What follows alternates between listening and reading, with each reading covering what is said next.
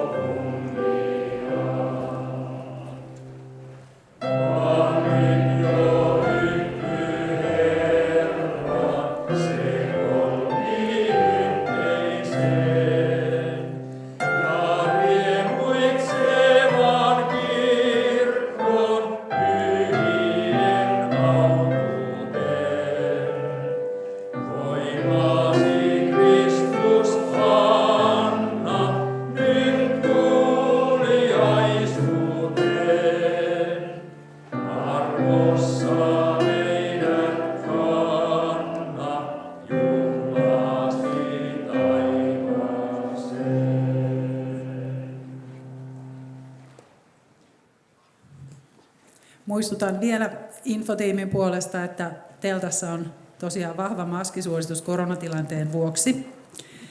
Ja sitten kuulin, että huomiseksi on luvattu sadetta, niin jos laitetaan kädet ristiin ja pyydetään häntä, joka säätää ilmat säätää, antamaan meille huomiseksi suotuisa kesäjuhlakeli.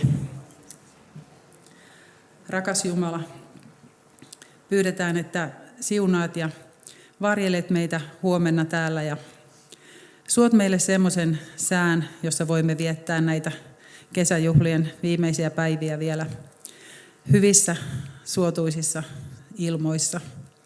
Ole meidän kanssa ja pidä huolta. Jeesuksen nimessä, aamen. Ja nyt Samuli Siikavirta, ole hyvä. Kiitoksia. Kuuluuko kaikille, jos puhun tällä tavalla mikrofoniin? Hyvä. Eli tässä kanavassa annettuna otsikkona on Tunnustuksellisen luterilaisuuden haasteet ja mahdollisuudet maailmassa. Ja kyseessä on paneelikeskustelu. Ja tässä paneelikeskustelun kulttuurissa on sellainen ihanuus, että keskustelun johtajan tulee pystyä reagoimaan aina välillä kommentteihin ja esittämään jatkokysymyksiä. Ja siitä johtuen minun aivokapasiteettini ei valitettavasti riitä kääntämään kaikkea suomeksi, joten kielenä tässä kanavassa on englanti. Esittelen vieraamme kylläkin suomeksi ja pyrin esittämään kysymykset sekä englanniksi että suomeksi. Tällä tavalla saamme tämän kanavan varmasti pidettyä kunnialla loppuun asti. Lopussa, jos aikaa jää, on aikaa myös kysymyksille yleisöstä. Ja sitä varten pyydän kysymyksiä esittämään tässä edessä olevaan mikrofoniin. Ja kysymykset saa esittää suomeksi tai mahdollisesti jollakin muulla ymmärtämälläni kielellä ja käännän ne sitten englanniksi paneeliin osallistujille.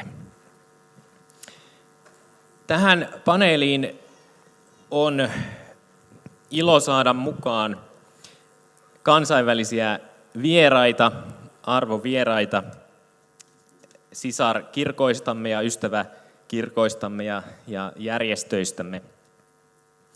Tässä vieressäni istuu Lutheran Church Missouri Synodin presidentti eli kirkkokunnan johtaja Matthew Harrison ja hänen vieressään Norjan evankelis-luterilaisen hiippakunnan piispa Tor Henrik Witt ja seuraavana Latvian evankelis-luterilaisen kirkon piispa Hans Jensons ja sitten meille tutumpi ja rakas piispamme Risto Soramies ja viimeisenä kansainvälisen luterilaisen neuvoston International Lutheran Councilin eli ILC:n pääsihteeri Timothy Quill.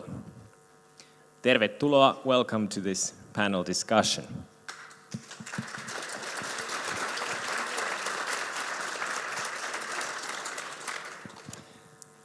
I'm sure you know who you are, so I shan't translate that into English for you. I will speak the questions in Finnish first and then in English for you. And we will start with the first question. Pyydän heitä nyt kertomaan muutamalla sanalla jotakin siitä kirkosta tai järjestöstä, josta he tulevat, ja sen historiasta ja koosta ja suunnasta, johon se on menossa. First, I'd like to ask you to say just a few words, very shortly, in just a few words, what the church body or organization that you represent is like, something about its background, its size, and the direction it's going to. So, President Harrison, go ahead. The Lutheran Church Missouri Synod has a strange name, but it comes from the Evangelische Lutherische Kirche von Missouri, Ohio und andere Staaten.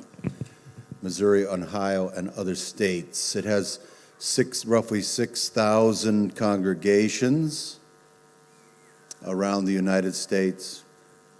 It has about 1.9 million members in the United States, many friends around the... I will be translating. You won't be, okay. The Missouri Synod is one of the few church bodies in America, Lutheran churches, that has never merged with another church body. So there has never really been kind of a doctrinal compromise in the Missouri Synod. We have been noted for rigorous orthodoxy, and we have been noted for internal struggles, but we're also a church that cares deeply about theology and cares enough to talk theology and argue theology. It has been my deepest desire and goal over the last 10 years that the Missouri Synod remain orthodox and continue to clarify its confession in a time when the West is turning very antagonistic to the church, and particularly to Orthodox Christians. And we will do that. We will confess, come what may. We will confess Christ. We will confess the gospel.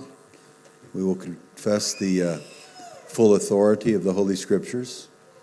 And our future is in the Lord's hands. We are blessed with large numbers compared to other churches, but we know of the many struggles we have. We have about 650 day schools, grade schools we call them, 70 high schools around the country. We probably have 1,000 early childhood care centers connected with our congregations. Many new members come in through those directions. We have 6 universities with about 25,000, 30,000 students at any given time. Most of those are not Lutheran, but the goal of those universities is to bring each of those students in face-to-face with Christ. And so there's much more to say, but that's probably it in a nutshell. Would you say the Missouri Synod is growing or declining? What's the direction it's The Missouri going Synod to? has been declining for a number of decades. And the biggest challenge is that European descent Americans, of which the Missouri Synod is 95%, really have had fewer and fewer children. So when I was born in 1962, the birth rate in the Missouri Synod in the United States was about 4%. That is higher than Ethiopia right now. Today, the birth rate among European Americans is barely 1%. It takes over 2% to sustain a population. And so we have very large numbers of boomers, but smaller numbers after. The good news is Missouri Synod young people are having more children than anybody else except the Assemblies of God. Our young people are having more children than the Roman Catholics, for instance. So, yes, we will be smaller. I think the culture is pressing, and you see the same thing here.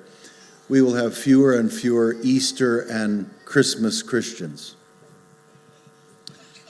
But we also know that once young people make it to young adulthood in the church, we retain them very well. So. Thank you.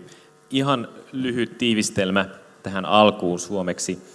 Eli Missouri-synodi on näistä kirkkokunnista selvästi suurin, lähes 2 miljoonaa jäsentä, saksalaista alkuperää, saksalaisten emigranttien perustama kirkko Amerikassa, ja sillä on myös paljon kouluja, ala-asteita, yläasteita ja myöskin yliopistoja useita, joissa sitten opiskelee myös muita kuin luterilaisia, ja tavoitteena on että he saisivat niissä kouluissa myös kuulla evankeliumin.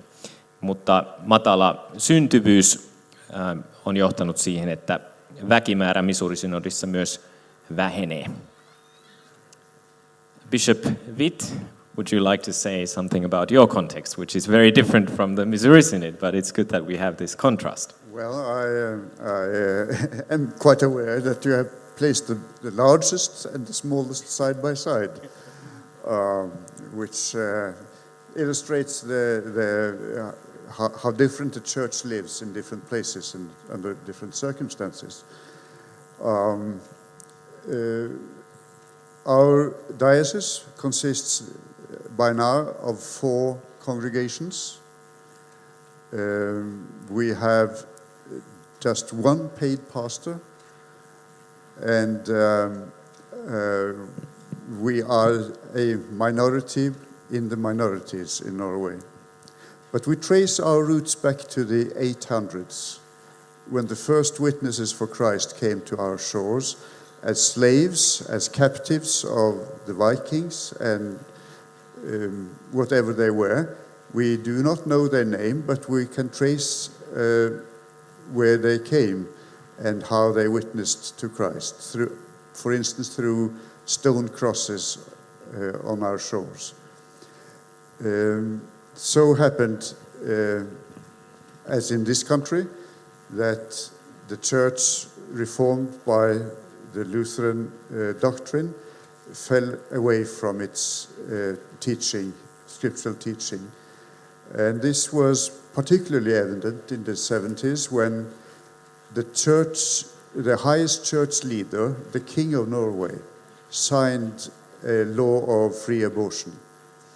One state church minister by name Børre Knudsen saw that this was an impossible situation to have a church leader signing such a law, and he broke with the then leadership of the church, asking him to repent and come back to the church. What do you call it in English? Well, this is a church procedure when somebody can't come to the Holy Communion until he repents. Excommunication. So, at the time, this stirred quite some attention, but as years went by, it turned out that very few wanted to follow him and to share the church life he invited to live. By 2008, he had to step back because of his health, and in 2012, I was then called to be the bishop of only 3 congregations in the north. We have added a small number in the southern parts of Norway, but we are very few, and we look to Finland and say to each other, "Oh, they must be happy people." On the other hand, our calling is to be faithful to Christ and to the teaching of the Scriptures, and to carry along the identity of the church which came to our shores so many hundred years ago. Thank you, Bishop Witt. Norjan evankelis-luterilainen hiippakunta on 4 seurakunnan kokoinen hiippakunta, ja siellä on 1 palkattu pastori, ja lähinnä Pohjois-Norjassa, mutta tästä melko nuoresta iästä tällä kirkolla huolimatta sen juuret juontavat ihan sinne ensimmäisiin kristittyihin, jotka Norjaan 800-luvulla tulivat. Ja heidän syntynsä taustalla on aborttikysymys ja siihen aborttilakiin suhtautuminen ja myöskin miten Norjan evankelis-luterilaisessa kirkossa siihen suhtauduttiin. Let's move on to a mid-sized Lutheran church body, the Latvian Evangelical Lutheran Church, and Bishop Jönsson or What's the Latvian version of your surname? Jensens. Jensens. Which do you go by? Depend on where I am. I think in Scandinavian I can go with the name Jönsson. Okay, so Yes. we'll use that. Would you like to say something about the Latvian Lutheran Church and its current situation and the direction it's headed? Yes, thank you very much. It was the first time I hear the presentation of our church as a middle church. But I would like to say that I'm glad that I can say that the Latvian Evangelical Lutheran Church is an historical church and also in one way also a national church. The Christianity come to Latvian from both from east and west, and it's the church structure come to Latvian in the 13th century. So it has quite long roots in Latvian. And so it's very rich with churches and with Christian heritage. And I'm also glad to say that Riga was one of the first city who official pronounce that it will be as a city with evangelical preaching.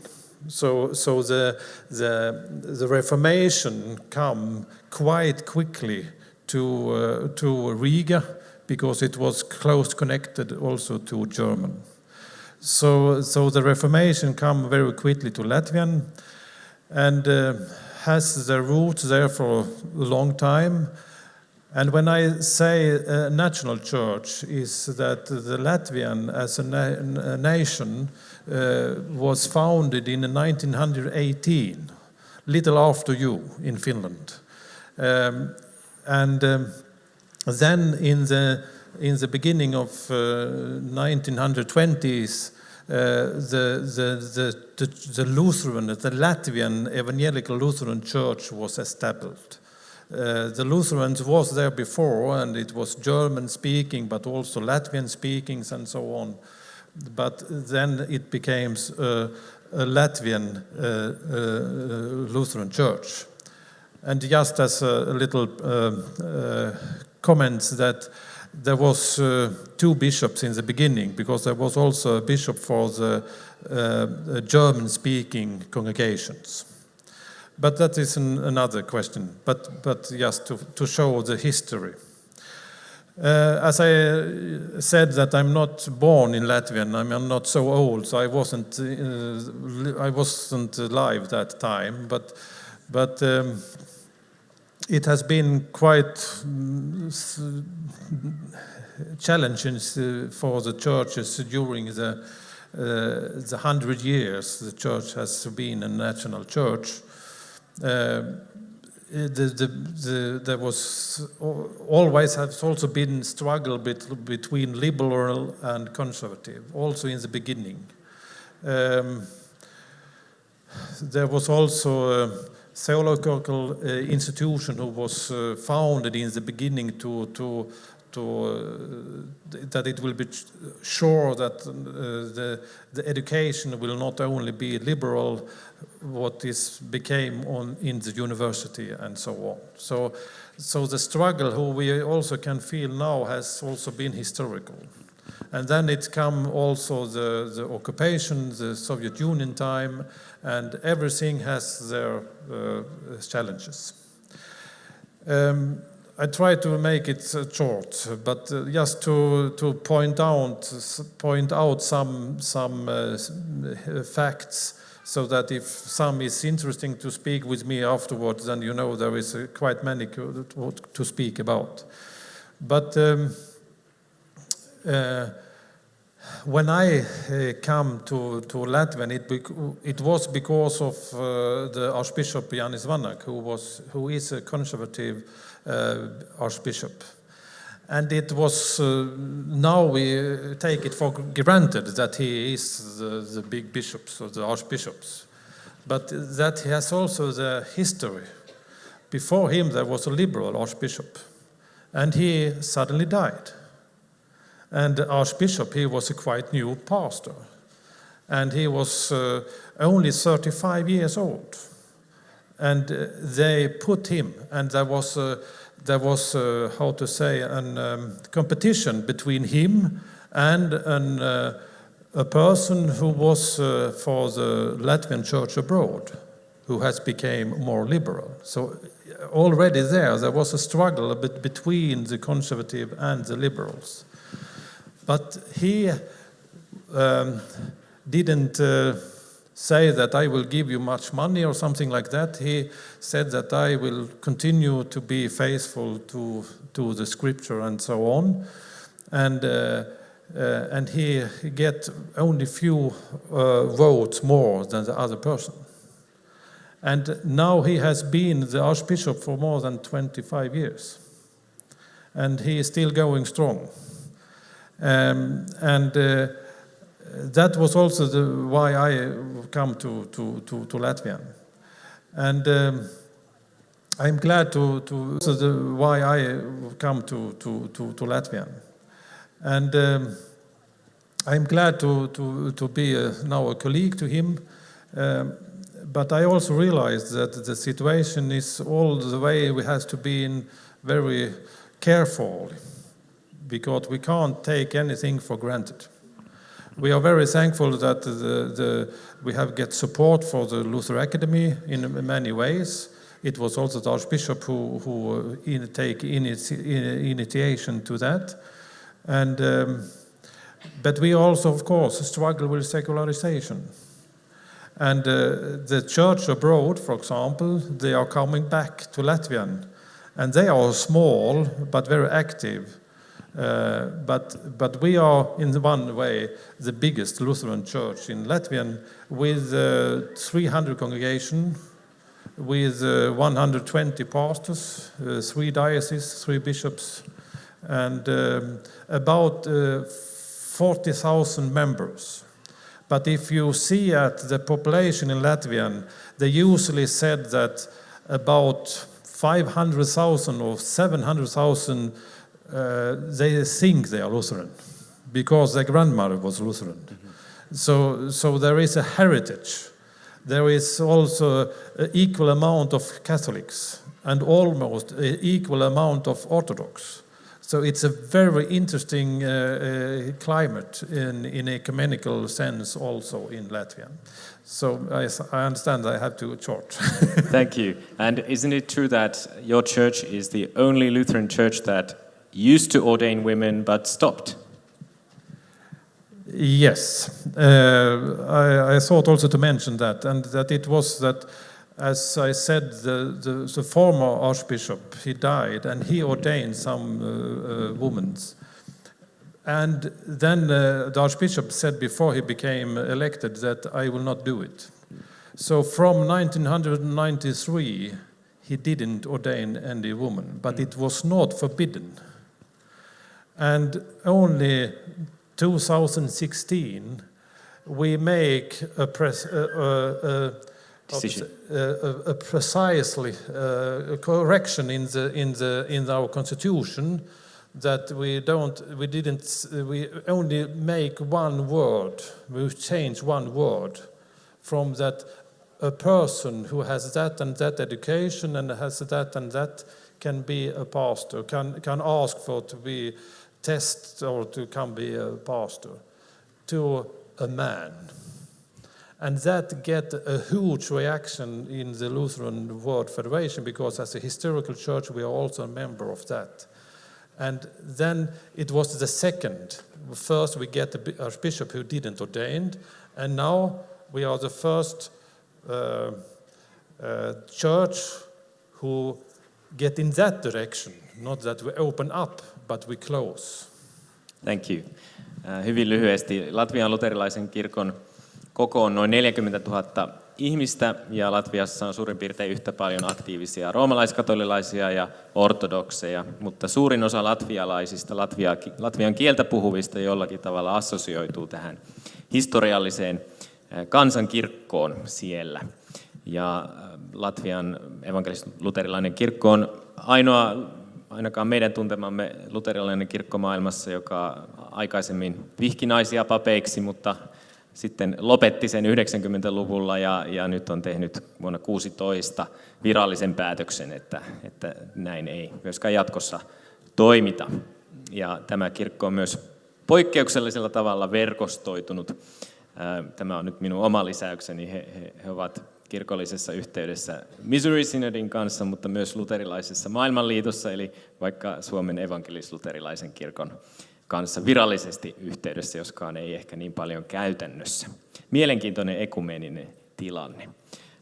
Bishop Soramies, if I could ask you to continue very briefly, maybe to introduce us to our international guests. Our Finnish guests here know well who we are. Okay, we are very young, as you know. 8 years ago, the mission foundation, the mission diocese was founded, and we are not ordaining any women. And we have about 40 congregations, and God be thanked, we have a lot of theological and spiritual support from other churches, but we are financially independent and stand, so to speak, on our own. It's all God's grace, of course. And this has helped us to form ourselves and understand ourselves as a church, which is a new development in our country. Thank you. Eli 40 seurakuntaa ja paljon tapahtunut historiassamme, tässä kirkkoistumisessamme viimeisten vuosien aikana, kuten tiedämme. Pastor Quill, you represent the International Lutheran Council. What is it? This working? Oh, very good.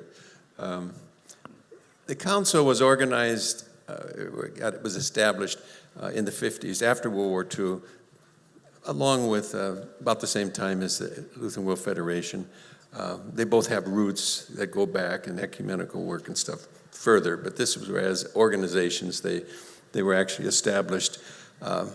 But the Missouri Synod and some other churches chose to be separate from the LWF for various reasons, theological reasons. And at first they were primarily getting people together and having conferences, so they were known for having conferences. They probably did some, I know they did some human care work. There was a lot of that done after the war. And some people might say, oh, well, what do? You just get around and talk. Well, I think the people here know that's kind of a shallow way of looking at the ILC, because you come here and just talk, right? And worship. And is this worthwhile? From what I've seen here, this is a tremendous time to come together, not only to be strengthened by Christian friends, but to be strengthened in learning about what the church does, theology, the word, and of course in worship. And that's really how it started out. Different churches around the world, we get to know each other, and that's very important for pastors. Then they come to the next meetings and they're with friends, and there's a chance to grow together in their understanding of theology and practice. As time went on, they actually established a constitution and became more formal. And then about 3 years ago, the ILC became independent, which that's what I kind of inherited in a way. Independent from? From Missouri Synod, would that be the way to put it? We were underneath them in the incorporation world, but we got incorporated in Delaware as a separate institution. And so what I inherited was the job of building up a new institution. It was there, but we're no longer at the International Lutheran Center. And we're actually, my office is in Fort Wayne. We have an assistant, and our staff is in Fort Wayne.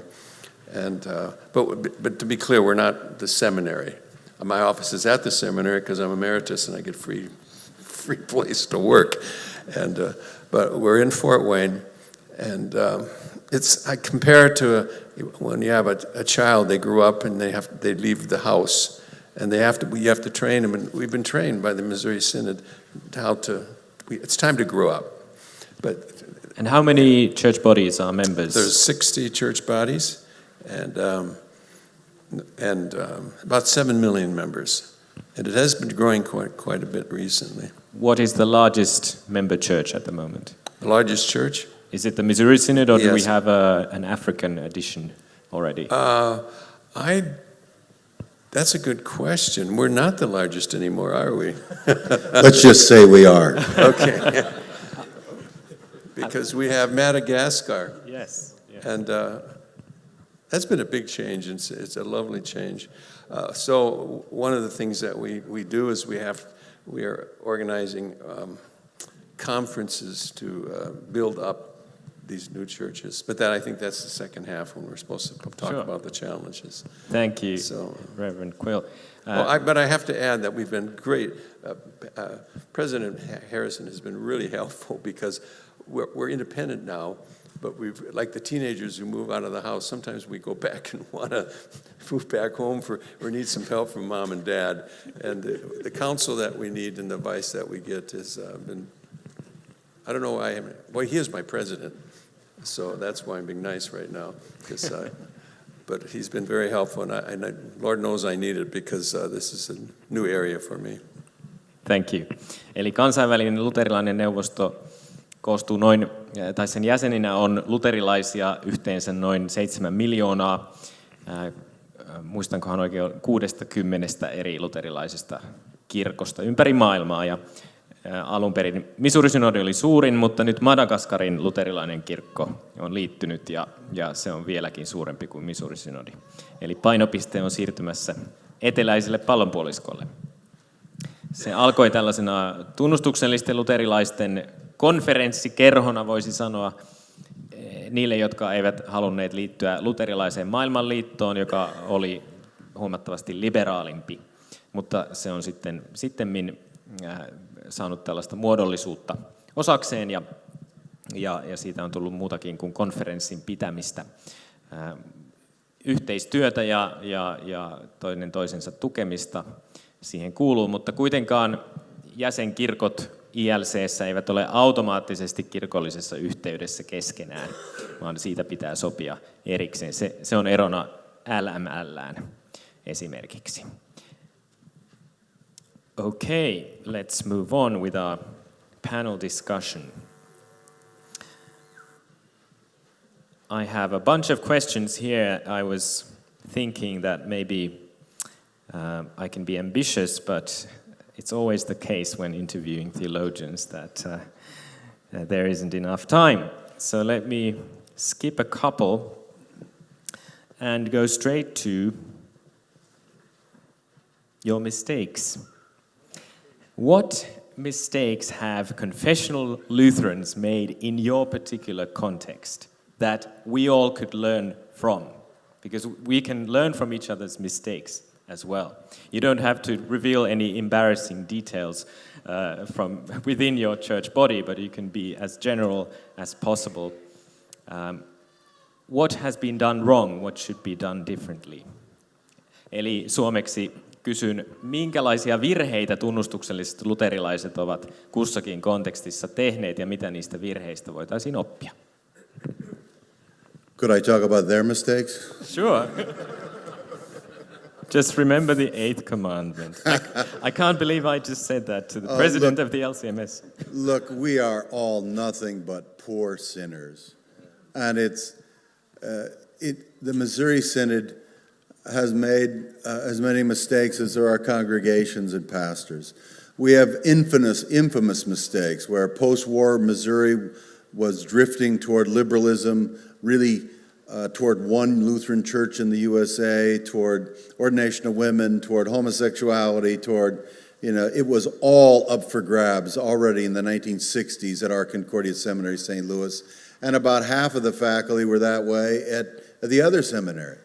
Huge mistake that has cost us billions of dollars of the world in institutions, in weakness of partner churches. We just had the our Japanese partner church, celebrating 50 years since that church became independent from the Missouri Synod, just decided to ordain women. They have been for 50 years, most of that time, in a joint situation with an ELCA, LWF seminary. That doesn't work. And so we have all kinds of mistakes, and they're evident to everybody. But we are still here. And by the grace of God, we are going to confess Christ. We're going to confess that we are sinners. Homologeo has 3 meetings in the New Testament to confess the sins. And they came to the River Jordan confessing their sins and were baptized. You confess the content of the faith. Whoever confesses that Jesus rose from the dead shall be saved. Confesses with his mouth Jesus is Lord and believes in his heart that God raised him from the dead shall be saved. We confess the creed, the credo, the content of the faith. And there is the third, the confession of praise. Paul talks about this in Romans 15. The Gentiles confess the praises of God because of the mission of the church. That is what we're here for.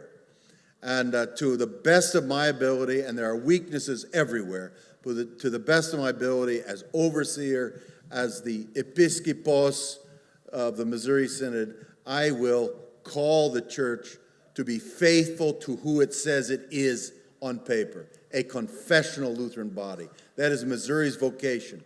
Our ecumenical task is to hold forth for the sola scriptura, solus Christus, grace alone and faith alone. So, there you go. Thank you. I think I will have to give a summary here in Finnish as well. Eli presidentti Harrison oli hyvin rehellinen ja kertoi, että Missouri Synodissa on 60-luvulla jo ollut hyvin vahva liberaaliteologian vaikutus, ja siellä on kannatettu naispappeutta ja homoliittoja ja monenlaista muuta liberaalia jo silloin. Ja he olivat suuressa kriisissä ja tapahtui jakautumista ja niin edelleen, mutta Kristuksen tunnustaminen on kaiken A ja O, ja sitä he jatkavat, ja hän haluaa siitä presidenttinä ja piispana, niin kuin hän itseään kutsui, huolehtia ja sitä rohkeasti edistää. Thank you. Bishop Witt, what about the Norwegians? Have they ever made any mistakes? Well, we heard President Harrison, and I say, what can I add? You said it all, except that we are not of that size. I think I need to look further back than our 8 years, which are your age also, as a separate church body or a diocese. And I think we have behind us the painful process of biblical theology and faith being diluted all the time. Slowly, not dramatically, but all the time, less and less biblical and more worldly. And so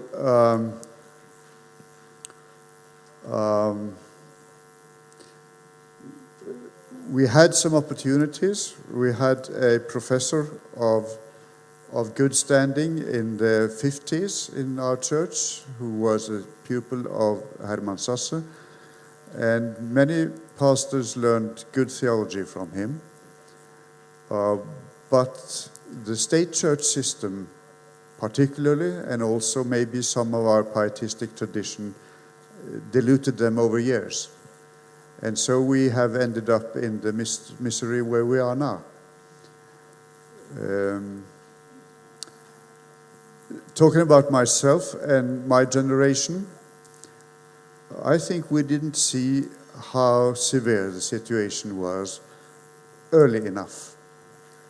And we failed to act decisively enough at the proper time. So we now have to carry the consequences of the mistakes of ourselves and of the generations before us. Do you think there would have been more people willing to join the diocese if you had formed it earlier on? Is that what you're saying? the possibility is there, at least. You know, you can never write an alternative history in this world. So, but I think the challenge was there, and what kind of possibilities or impossibilities it would open, you can't judge afterwards. But looking back, I think in my lifetime, I was ordained in 1979. And looking back to the generation of pastors before me, which I know quite well, I would say that there were crossroads where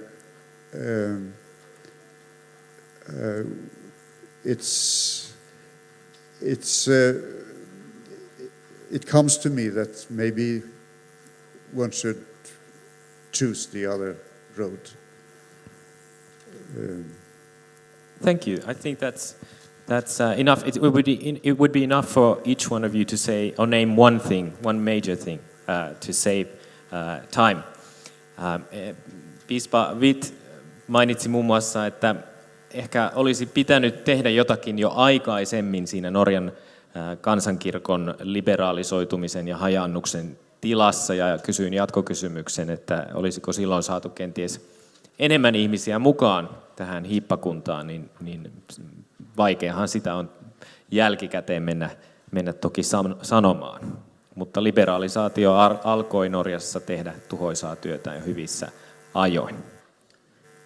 May I just, if I get this sound there, I may have talked as if the pastors were the main persons in the church, which is not the case. This goes for the pastors, yes, but pastors without laity is no church, as laity without pastors are no church. So this is a common heritage and it should be a common confession. It should end up yes. like. Thank you. Bishop Jönsson, could you name one central thing one central mistake from Latvia that we all could learn from, please? Yes, I probably will take also about the education, because as I had heard, when during the Soviet Union time, the education was in the church as a seminar. The older pastor who has got a good education, they teach the others, and it was not any accreditation or something like that. But when Latvia became free again in 1991, and the state also renewed many things, also the church renewed or give the seminar to help to renew the theology faculty in the university. So they, in one way, they hope that they could continue to impact and have the influence over the faculty in the university, and they gave up their seminary. They gave it to the faculty. They outsourced it. Yes, can say so.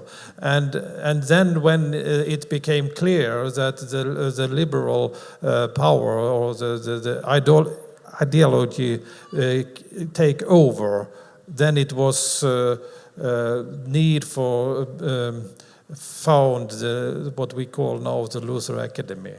But what I would also like to say is that God can also make let the mistake be good in the end, how to say. So in one way, I think it's good that we are now independent education Luther Academy. So it was a mistake, but God has changed it to be a good continuing. He tends to create life out of death, yes. Which we see in Jesus. Eli piispa Jönsson mainitsi yhtenä keskeisenä virheenä, josta muut voivat oppia sen, että Neuvostoliiton romahtamisen jälkeen teologinen koulutus, pappiskoulutus siis annettiin valtion käsiin teologiselle tiedekunnalle ja silloin se johti toki liberaaliteologian vaikutukseen siellä. Mutta Luther-akatemia on perustettu sitten juuri sitä varten, että kirkko kouluttaa itse omat pappinsa. Bishop Soramies, what would you say could be a Finnish mistake that others could learn from? Well, one most important thing, and it's not too pious to say, we confess our sins in all our services, of course, and we're doing it in earnest. It's not a play. So we have sins enough or more. But it's hard to say in our brief history whether we have made any big wrong decisions. We've made mistakes, I'm sure. But the direction that we have been going is not something that we thought up. God has been so gracious that we have been forced to go this way, and during this short time, honestly, I have to say that I cannot think of any big mistake which I could present as a good, bad example.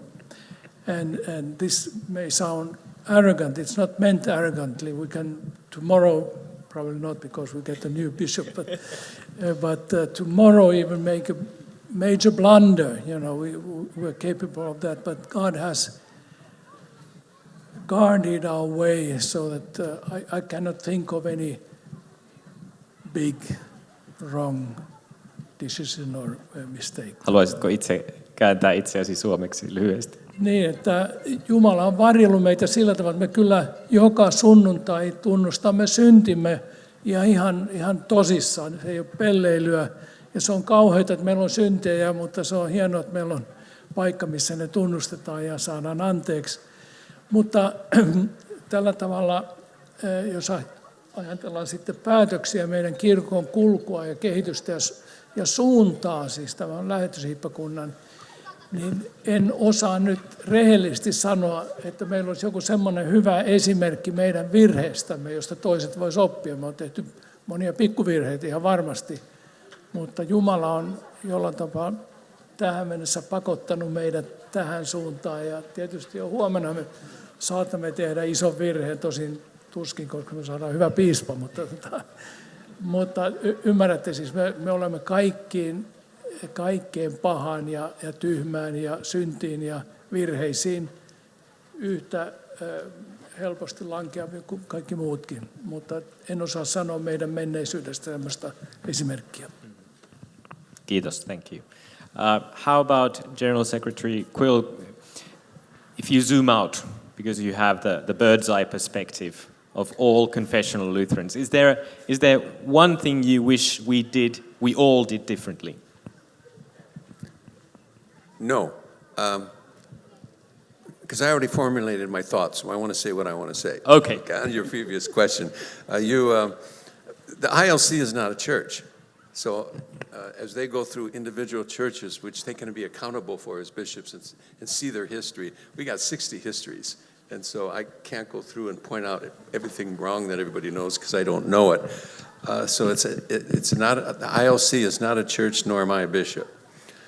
Second of all, being at it only for a year and a half maybe, it's too early for me to be able to say something like that because it would have to be the leadership before me that's in a better position to say, oh, these things we could do differently, and I hope that you tell me.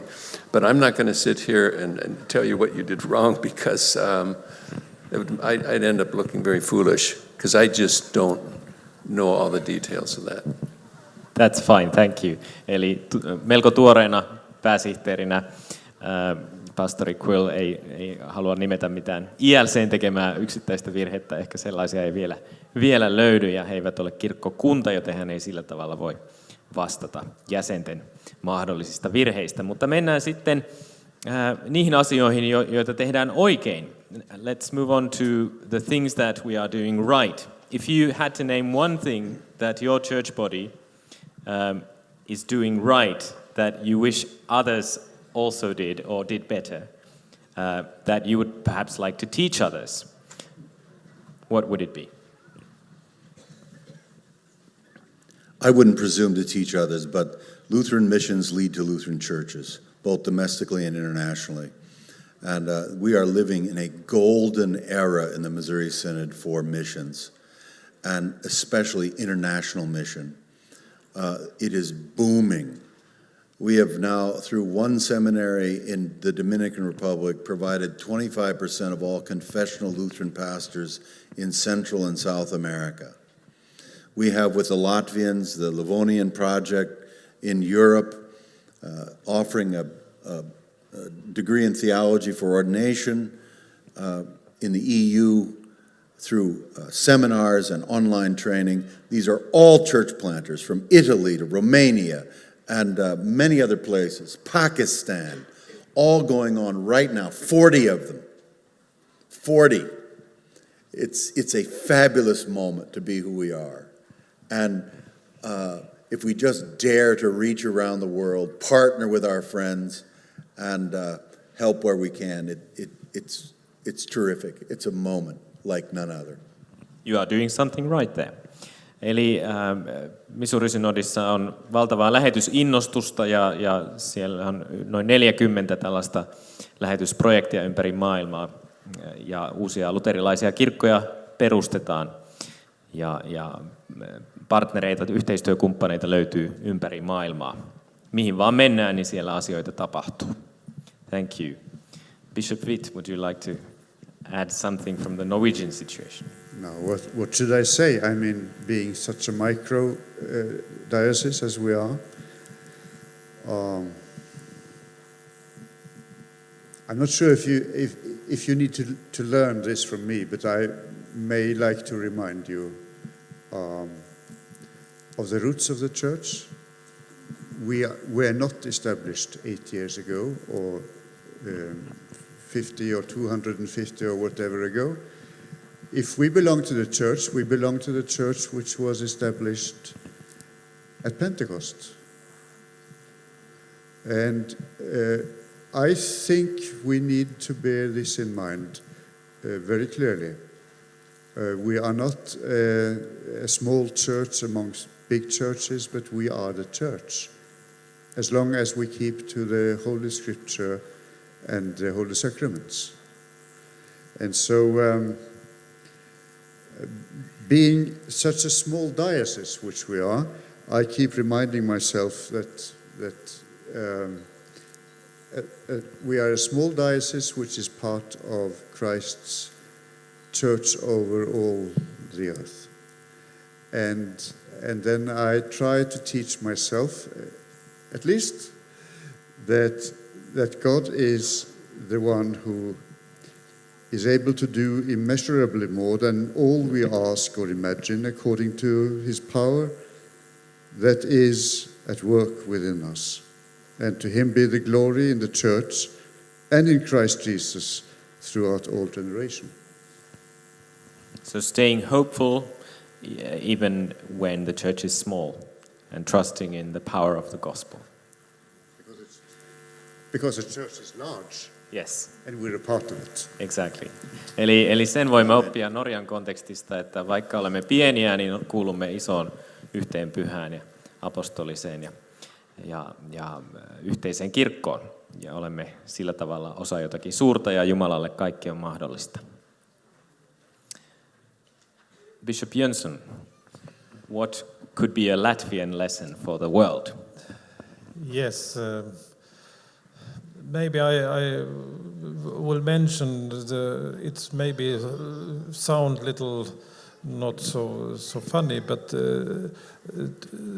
to be careful about the church constitution and order. As I mentioned, we make a correction in the church order, but that is only one little thing. But I usually say that I feel, and my opinion is that the Latvian Lutheran Church has one of the best Lutheran church orders. And it's not only on a paperwork, it's also that we are living out it. And it's, how to say, to live out the Christian life, but also be careful about the order things. Also, we can also mention the liturgy and so on. But there is a balance between lay people and office people, and there is a balance in many ways. So that I think it could be a good example for others too. Thank you. A very distinct perspective. Eli Latviasta voimme oppia sen, miten tärkeää on, että kirkkolaki ja kirkkojärjestys on kirjoitettu hyvin ja oikein. Ja piispa Jönsson tässä varmasti viittasi muun muassa tähän muutokseen, jonka he siihen tekivät 2016 ja muuttivat pappisviran kelpoisuuden kuulumisen henkilöistä miehille, joilla on tietyt muutkin kriteerit. Ja se, että tätä järjestystä sitten myös eletään todeksi. Bishop Soramies, what could the mission diocese teach to the rest of the confessional Lutheran world? Well, within the context of Scandinavian or North European churches, a big part of living Christianity, so to speak, has been somehow outside of the structure of existing churches. The pietistic influence has been very strong on this, and this may not sound very much in, in traditionally countries where everything has been done within the congregations, local congregations. But for us, this is a new thing and a good example. You can have congregations, local churches, where the pastor knows practically everybody and everybody knows the pastor. And you know where you belong, you know where you come. And this is a big change, I think, in the Christianity that we're living in our countries. We are not the only ones, but this is what we have learned and taught within our own congregations very clearly, and which has been for me a wonderful new discovery in our country. So instead of having somewhat faceless congregations with huge crowds where people don't know each other and they don't know their pastor and the pastor doesn't know his flock, to have somehow more human-sized congregations. And the huge crowds that you mentioned are on paper, and they are nowhere to be seen in these big churches anyway. Ja siis Lähetyshiippakunnan semmoinen hyvä anti on ollut ainakin meille Euroopan kristityille, että paikallinen kirkko, paikallinen seurakunta on hirmuisen tärkeä. Ei vain tämä paperiseurakunta, joka kuuluu 10 000 ihmisiä, jotka eivät tunne pappiansa, josta pappi ei tunne prosenttiakaan henkilökohtaisesti, vaan on mahdollista elää seurakuntina, jossa pappi tuntee seurakuntansa ja seurakunta tuntee pastorinsa. Ehkä toinen semmoinen hyvä anti on ollut, että varsinkin nyt aikaisempina vuosina, varmaan tästä eteenpäinkin tämän pandemian jälkeen, niin olemme pitäneet hyvää ja konkreettista yhteyttä pastoreihin ja pastorien kautta tietysti silloin seurakuntiin, että on ollut aika yhtenäinen papisto meillä. Maybe one more thing is that we've been practicing a lot of communion and practical fellowship with pastors, so we have fairly unified pastorship, and I think this is one of our strengths. Kiitos, thank you. I would like to ask General Secretary Quill something from the bird's eye perspective. And now we get to the challenges for confessional Lutherans in the world. Is there a overarching theme that you see globally that challenges us as confessional Lutheran Christians or church bodies in this world nowadays? Yes, but I didn't get to answer your first question. If you'd like to do so, you're free I to do so. dodged the second one because I'm neither a bishop nor a church, but I was ready for it. Okay, then go ahead. I'm So sorry, wake up, I'm folks. bullying you so much. I could read you the bylaws and put you to sleep. Are you awake? I could read you the bylaws of the ILC, and then I could read you what we are doing based on the new bylaws. And we're doing, I think, a lot of interesting things. We're developing a stronger news organization that's coming along, working with helping accreditation in world seminaries. We're trying to catch up now and develop more serious work in works of mercy and human care without repeating what everybody else is doing. I mean, the churches already have that. So I could go through that. And when I'm speaking with our pastors' conferences or individuals, they say, what are you? What is the ILC? What do you do? People don't know. Even in America, pastors know the name, but they don't know what we do. So we do need to work harder at communicating that. And what I found out at the last time I spoke to a pastor's conference is rather than read through a list of everything our new bylaws say we're supposed to do and be, and then tell them some of the things I told you, because then even pastors snooze when you look at bylaws. I started now by talking about this, and it's my answer to your question. Without question, I think the greatest thing we've managed to put together since I've been here is this letter, a protest. I just get chills thinking about we're doing what we're supposed to do.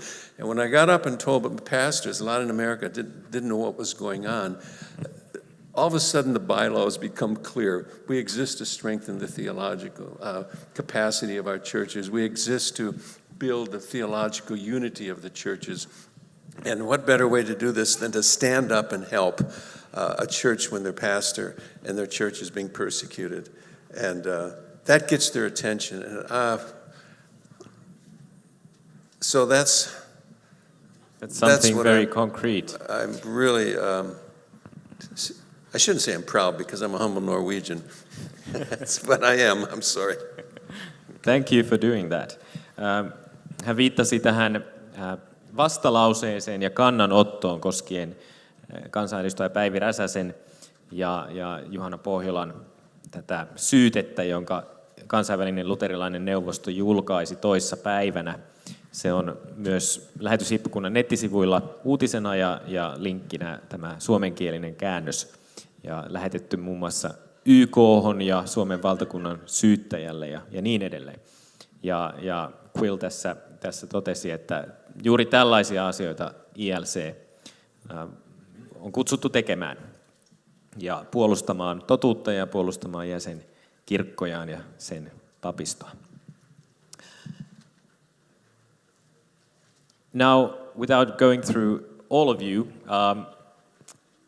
you can freely name some challenges that you see that we're facing as confessional Lutherans this day. What do you think are the major challenges today for us? Definitely, the Western culture has become absolutely opposed to Christianity and Orthodox Christianity in every form, in a radical fashion. But it has its upside, you know. If young people want to rebel against the establishment, be an Orthodox Lutheran. They hate everything about you, absolutely everything. Challenges we face, Pentecostalism culture in the West, Pentecostalism in particularly Africa, threatens all African Lutheran churches deeply and intensely and constantly. The Lutheran World Federation is a corrosive, destructive entity which pays churches to disengage themselves from their own Lutheran theology, pays them to take views on sexuality that are contrary to the scriptures, ordination of women, and several other things as well. The cultural propensity in Asia for harmony in all things has stunted those churches' abilities to confess Christ in the face of their culture. So there are many challenges. On the other hand, we are closer, I think, because of communication. We, confessional churches, are closer than ever. We have friends all over the world. We have friends and contacts, all of us together, all over the world, in all churches. So it's really a great moment. We will get to the positives in a moment. Yeah. Thank you. Sorry for being too positive there, all at once. You are in Finland after all. Control yourself. Would anybody like to add something to that list of challenges that we face? Tässä mainittiin siis länsimainen kulttuuri ja luterilaisen maailmanliiton hapatus lähetyskentillä rahallisesti painostavat kirkkoja kehitysmaissa omaksumaan liberaaliteologian, muun muassa seksuaalisuutta ja pappisvihkimystä koskien ja niin edelleen. Well, as a Norwegian, it is not difficult for me to join the Finns in being pessimistic and finding problems. If I may add something to this, which I wholeheartedly go with, I would say it is even the term confessional Lutheranism may become a trap, because we shall be alert that we don't turn the biblical faith, the faith of the church, into an ism.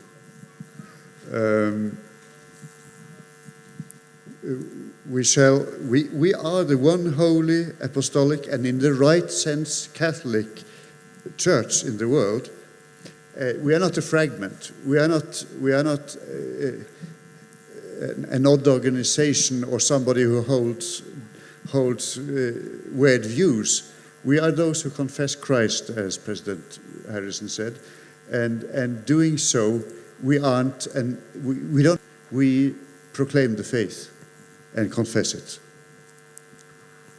Neither a pessimism.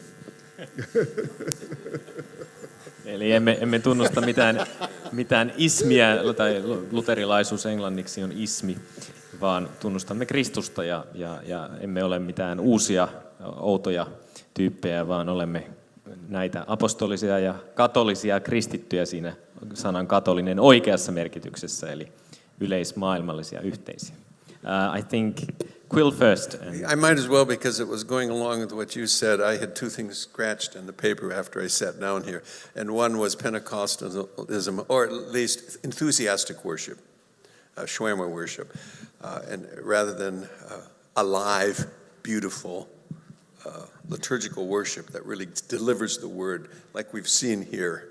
Even though the word didn't get to me too much because I don't know Finnish, but however, whoever understood Finnish had the words come into it with the great beauty that they have. But the other one was homiletics, preaching. I've seen so much around the world, and it is a tough task. But to be able to train our preachers to preach with truth and verity, with passion, the right kind of passion, and then to where when people listen to you, they're really hearing Jesus. There's a conviction that Christ is present, so our pastors have to let Christ, people have to hear Christ's words come out of their mouth in a way that's believable, because the pastor believes. I should stop. Homiletics, I was going to use one word. Thank you. Eli tässä mainittiin jo aikaisemminkin helluntailaisuus haasteena, tällainen karismaattinen ja vapaa Jumalan palvelus, joka haastaa tätä raamatullista liturgista perinnettä, ja sitten saarnaamisen hankaluus ja miten saarnata totuudellisesti, sananmukaisesti, mutta myös niin, että se tavoittaa ihmiset ja että ihmiset kuulevat. I think Bishop Jönsson was next.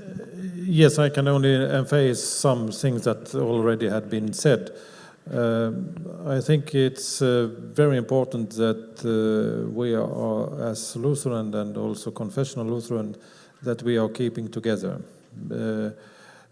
Lutheran is a part of the Christianity, and we, as a conservative Lutheran, we are even a smaller part of the Lutheranism in the world. So it's very important that we keep together. But also to continue to have the understanding what the Bishop Tor Henrik said, that don't focus on our identity so much so that we lose that we are not some small group. We are a part of the big church as a whole. It's not that we lost that. I think that it's very important to find the balance between this and the confessionality. Thank you. Eli yhteyden puute luterilaisten välillä on yksi haaste ja sen tärkeys sitten se positiivinen puoli, mutta myös on tärkeää, että me tunnustuksellisena luterilaisena vähemmistönä menetä tätä identiteettiä, että olemme oikeasti osa jotakin paljon suurempaa ja tätä yhtä pyhää yhteistä apostolista kirkkoa. One big temptation always is the temptation of size. We want to be big, which is not wrong. It's not wrong to be big. But when you are not big, and when you have a small congregation in front of your eyes, and you know your city where you almost disappear because you're so small, it's a big challenge to the pastor to still keep to the truth and to believe that Jesus actually calls people through the simple word of his, and also through our liturgy. We have learned in much of Finnish Christianity, we have learned to maybe not despise liturgy, but think very little of it. And to think it's something that you can actually do without. But you cannot if you understand everything properly and use everything properly. Yksi haaste on siis tämä pienuuden haaste, että me haluaisimme olla suuria, eikä suuruus ole sinänsä mikään paha asia, mutta se ei ole meidän omissa käsissämme, vaan kun me katsomme sitä pientä seurakuntaa edessämme ja ajattelemme isoja kaupunkeja tai paikkakuntiamme, jossa me olemme häviävän pieni porukka, niin kiusaus on pyrkiä jollakin konsteilla suuremmaksi. Yksi semmoinen haaste on myös tehdä liturgia oikein ja arvostaa sitä ja ymmärtää, että Jumala kutsuu yksinkertaisen sanansa ja tämän Jumalan palveluksen semmoisena, kun me olemme sen oppineet, sen kautta ihmisiä valtakuntaansa. Aika paljon suomalaisessa kristillisyydessä on ruvettu, ei ehkä ihan halveksimaan, mutta panemaan syrjään liturgiaa ja ajatellaan, että me pärjätään hyvin ilman sitäkin. Ja se on kuitenkin suuri Jumalan lahja meille. Kiitos. What about the opportunities? Let's end on a positive note. What opportunities do we have as confessional Lutherans? Perhaps through cooperation, through the ILC, through fellowship, through education, cooperation in that sort of thing. What is the way forward so that we can continue on and continue preaching the gospel and administering the sacraments as confessional Lutherans in this world? Whoever wishes to start.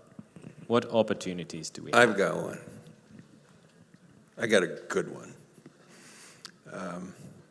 This document that we signed on protest, John had a lot to do with it. It went through a lot of revisions. A lot of people put their thought into it concerning Räsänen and Poivi. My name's on there. And this isn't just a document in legalese, to send to a court. My name's on there, and I'm a real person, because these two people are real people. And Poyle is a real guy, and he's going to go before court. He's going to stand before this court. And I want him to know that I'm standing behind him. And so he's got one guy behind him. And President Harrison is standing there. There's two of us. No, John, you're there too. You signed it. There's 3 of us. And then there's the whole board of directors of the IOC. We're up to 12, nice number, but we can't stop there. And then we get 48 or more, and it's growing. Not everybody's gotten it in yet, but we're getting up to 50 and more churches, bishops, and presidents. So they're standing behind him. And they represent 7 million people. We can't even get them on stage here. But imagine when your pastor goes before the court, all these people are behind him, praying for him, but we're not going to stand too close.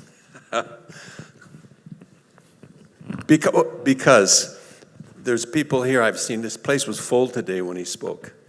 I don't know how many people, I was guessing close to 1,000. Does anybody know how many people were here, all up and down, up the hill?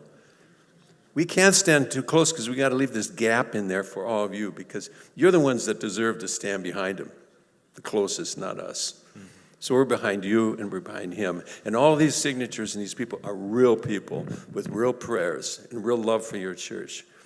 And was I supposed to say something positive? I think it's very positive. The ultimate is that the Lord's giving him a chance to speak. And if I know him, they're going to hear the law and they're going to hear the gospel that can save their souls. And the Spirit will work. That when he's there, the Spirit's going to work through this amazing new bishop. Absolutely. Eli yksi mahdollisuus on tällainen tapa antaa tuki Juhana Pohjolalle ja Päivi Räsäselle, kuten ILC:n tässä dokumentissa on nyt tehty, ja konkreettisesti rukoilla ja myöskin Juhanan antaa hyvä todistus oikeuden edessä ja siellä saarnata lakia ja evankeliumia niin, että maailma sen kuulee. I guess I would just add to that and look, Rome watches what we do very carefully. They know we put out this statement. And there's also a great amount of support, certainly in American Roman Catholics, among American Roman Catholics, but also in a very broad and Orthodox ecumenical community, which is well aware of what we've just done. So the church is broader than the Lutheran Church. We are the Church Catholic gone right.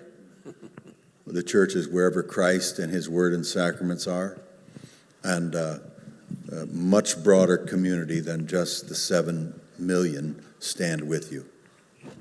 Eli Rooman kirkkokin seuraa tätä ILC-lausuntoa ja on hyvin tietoinen siitä, ja Yhdysvalloissa roomalaiskatoliset ovat myös ilmaisseet tukeaan meille ja Räsäselle tässä tapauksessa, ja kirkko on laajempi kuin me, mutta me olemme nämä oikeassa olevat katoliset kristityt tässä sanan oikeassa merkityksessä ja rohkeasti sitä. Anything you'd like to add on the opportunities that we have as confessional Lutherans? One big thing is the boys. The churches have to do a lot for the girls and daughters, but even more for the boys.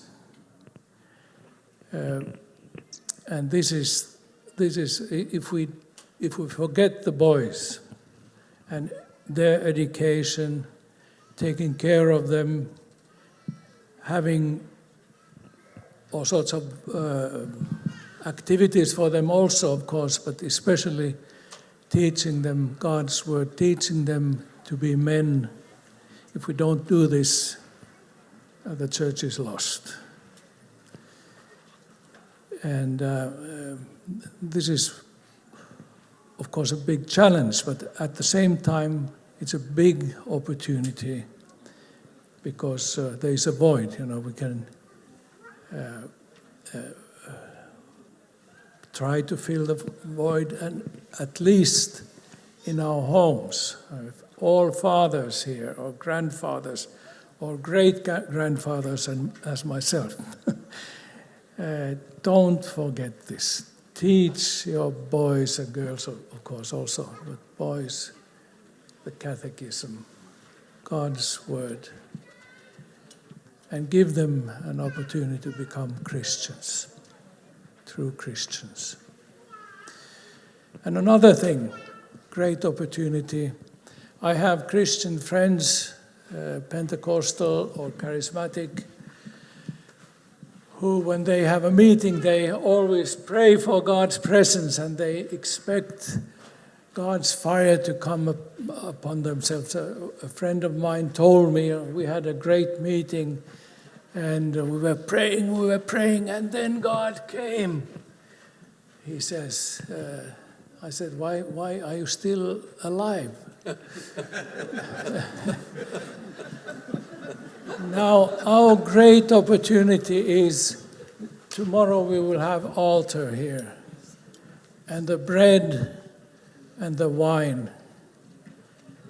And we don't have to ask or expect God to come somehow. We know He's here. His body, His blood is in reality here among us. We're not doing something imaginary. It's real. This is our great opportunity. Siis 2 iso asiaa mun mielessäni oli pojat. Tytöistä pitää huoli. Tämä ei ollenkaan vähennä sitä puolta, mutta erityisesti huomatkaa, kuinka helppo on ohittaa pojat seurakunnassa ja perheissäkin niin kuin kristilliseltä kannalta. Isät, älkää laiminlyökö pappisvelvollisuuttanne. Te olette perheenne pappeja, isät, isoisät ja vanhat isoisät, joihin minäkin olen kuullut. Älkää unohtako sitä, että te olette lastenne ja lastenlastenne ja lastenlastenlastenne pappeja. Ja se on meidän suuri mahdollisuutemme. Jos me laiminlyömme sen, niin meidän kirkkomme kuolee. Noin ainakin inhimillisesti katsottuna. Toinen suuri mahdollisuus on siinä, että kun karismaattisessa kristillisyydessä, helluntalaiskristillisyydessä, joissa meillä on rakkaita veljiä, en halua ollenkaan heitä pahentaa, mutta kun he innolla pitävät kokousta ja odottavat, että Jumala tulisi sinne ja he rukoilevat Jumalan läsnäoloa ja jännittyneenä odottavat. Muuan ystävä kertoikin siitä, kuinka he rukoilevat, niin sitten Jumala tuli. Ja mä kysyin hänet, no millä ihmeellä sä oot vielä pysynyt hengissä? Puhu vähän lähemmäs. Hengissä ja nyt meillä on huomenna tässä alttari ja kaikissa messuissamme alttari, johon tulee leipää ja viiniä. Kristuksen todellinen läsnäolo, ruumis ja veri ilman dramatiikkaa, mutta siihen keskittyy koko Jumalan huomio sillä hetkellä, niin kuin tänään kuulimme tästä taivaallisesta messusta ja taivaallisesta megakirkosta. Eli meidän pienissä seurakunnissa on 10 000 enkelit läsnä, todellisesti. Amen. Talking about opportunities, that is where the opportunities lie, in the means of grace that Christ has granted His church. I'm sure we would have a lot more to discuss and to talk about, and let the discussion carry on amongst this crowd. But unfortunately now our time is up, and I would like to thank from the bottom of my heart dear bishops, General Secretary, for joining us at this panel discussion, and God bless you, and thank you for being here with us. I hope you enjoy this summer conference, and it's great to have you with us also tomorrow at our next bishop's consecration, to express that we are not alone and that we are larger than ourselves, and that we share the same confession and are part of the one holy apostolic and Catholic Church. So thank you again. Thank you. Thank you. Thank you.